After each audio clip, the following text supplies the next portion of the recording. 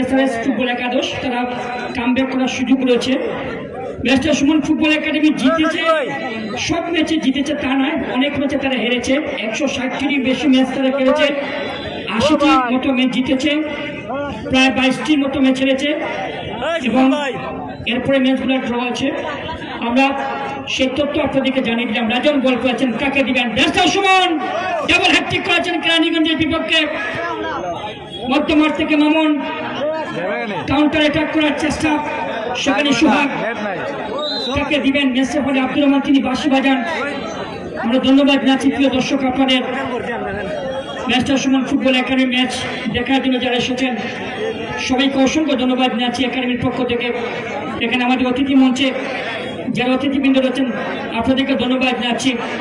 এখানে আমার ডান পাশে রয়েছেন যিনি গ্রিস প্রবাসী, যিনি হেলিকপ্টার দিয়ে এসেছিলেন নিজ জন্মস্থান বরগাঁওতে এবং ব্যারিস্টার সুমন সাহেবকে অত্যন্ত খুব ভালোবাসেন, সাইমন আহমেদ নাবিল এফসি যিনি প্রতিষ্ঠাতা চেয়ারম্যান। ওনাকে আমরা ধন্যবাদ জানাচ্ছি যে তিনি আমাদের আজকে এই ম্যাচটি দেখার জন্য এসেছেন।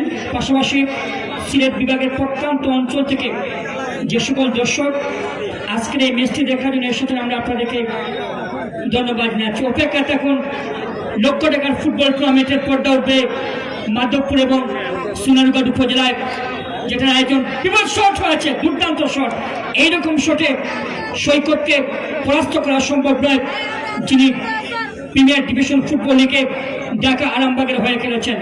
বিশাল কর্মকার, কাকে দিবেন? দেখে নিচ্ছেন বিশাল, এগুলো তার নিয়ন্ত্রণে বল রয়েছে, ব্যাক পাস করেছেন, সেখানে জুয়েল বাম প্রান্ত থেকে আক্রমণ করার চেষ্টা।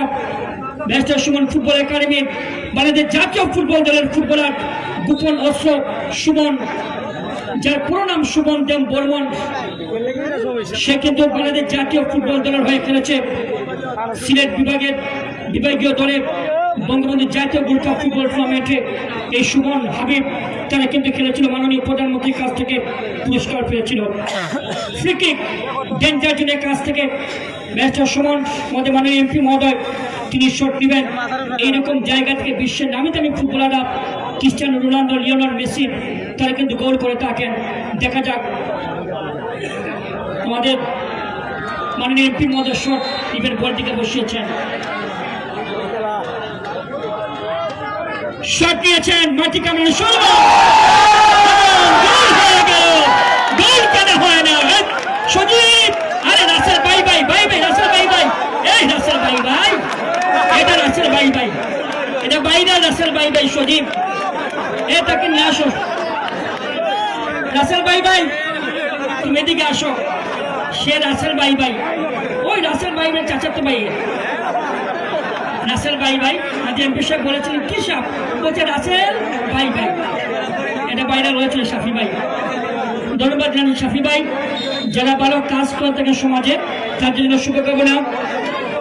ডিসিপি উচ্চ বিদ্যালয় ম্যানেজিং কমিটির যে নির্বাচন, সেই নির্বাচনে আমাদের শাফি ভাই নির্বাচনে দাঁড়িয়েছেন। ওনার 9 নম্বর যে বক্স রয়েছে, আমরা যারা অভিভাবক রয়েছেন তাদের দৃষ্টি আকর্ষণ করছি। দুটি গোল হয়ে গেল, আমি একটু ইঙ্গিত দিয়েছিলাম শাফি ভাই যে আজকে হয়তো বা গোলের বন্যা বয়ে যেতে পারে। সুপ্রিয় দর্শক মন্ডলী, আবার আক্রমণে যাওয়ার চেষ্টায় barrister Suman football academy Raju, যে ছেলে বাংলাদেশ জাতীয় টিমে খেলেছেন, রাজু সামনে বাড়িয়েছেন জুয়েলকে উদ্দেশ্য করে, জুয়েল ডিবক্সের খানিকটা দূর থেকে শট ছিল। আজকে কিন্তু মুহুর্মুহু আক্রমণ দেখতে পাচ্ছি barrister Suman football academy. Barrister Suman football academy তারা কিন্তু জ্বলে উঠে গেছে আজকে, কারণ হচ্ছে কি তাদের শুকনা মাঠ। এই শুকনা মাঠ পেলে কতটুকু জ্বলে উঠতে পারে ব্যারিস্টার সুমন ফুটবল একাডেমি, তার একটি নৈপুণ্য আমরা আজকে দেখতে পাচ্ছি। আবার আক্রমণে যাওয়ার চেষ্টায় এসআরএস গাজীপুর নিজেদের মধ্যে বল বেশি সময় রাখতে পারেনি। আবারও সেই সুবন, পাহাড়ি ছেলে সেই সুবন থেকে আবার রাজু, চমৎকার একটি বল, রাজু দূর পাল্লার এলোমেলো শট, বল চলে গেল আবারও মাঠে।